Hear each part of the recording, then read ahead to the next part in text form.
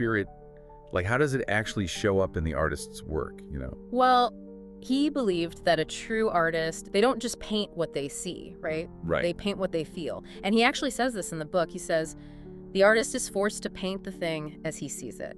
He cannot be conventional or fashionable. He has to be true, terribly true. Oh, wow. Terribly true.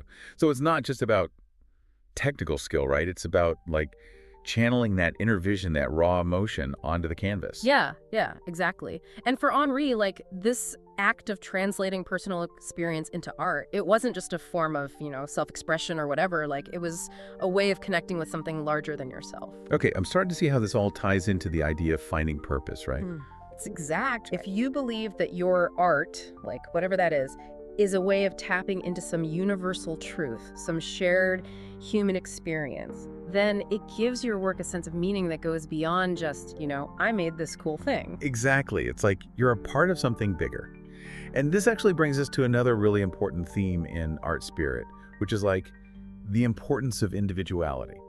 Henri, he was all about artists having this unique voice, like a unique perspective that needs to be like nurtured and expressed. Yeah, I mean, that makes sense. If art is all about channeling your own unique experience of the world, then, like, obviously no two artists are going to express themselves in the exact same way. Right. And Henri was super adamant that artists shouldn't try to, like, imitate others or conform to, whatever's trendy at the moment. He says, there are many paths, but the artist must discover his own. He must not take the path of others because it is an easy one or because it is a profitable one. He must be true to himself, even if it means being alone. Wow, okay, even if it means being alone. That's like, I don't know, it's kind of scary, but also really inspiring. It's like he's saying, don't be afraid to be different. Don't be afraid to stand out.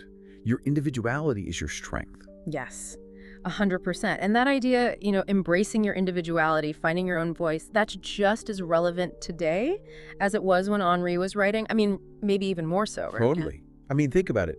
The world is becoming more and more homogenized, right? Like everyone's trying to fit in, follow the same trend. Exactly. So the artist's role, it kind of becomes even more important in that kind of world, right? It does. Like they're the ones who dare to be different. Yeah. They're the ones who show us that it's okay to like break the mold, to challenge the status quo. They remind us of the power of individual expression. Yeah. Like that's your power. But this individuality, this unique vision, it doesn't just like magically appear out of thin air, right? Right. Henri believed it had to be cultivated through careful observation. Observation. There it is. You mentioned that earlier. What did he have to say about that? Well, Henri was like a huge advocate for artists being, really keen observers of the world